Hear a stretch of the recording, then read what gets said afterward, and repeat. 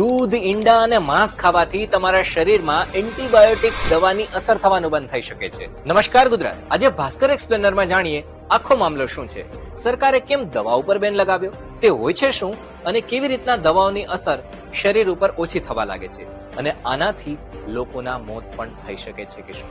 આપણા સારા સ્વાસ્થ્ય માટે સરકારે જનાવરોને અપાતી 32 એન્ટીબાયોટિક્સ પર બેન લગાવી દીધો છે. સૌથી પહેલા એ જાણીએ કે એન્ટીબાયોટિક્સ એટલે શું.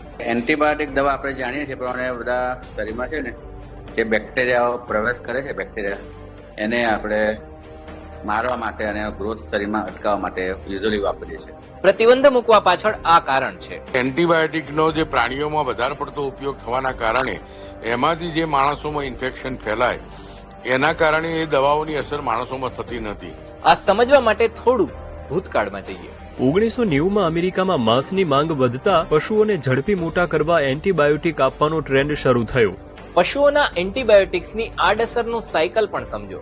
એ લોકોના મળ દ્વારા બહાર આખો વિડિયો જોવા માટે ડાઉનલોડ કરો દિવ્ય ભાસ્કર એપ.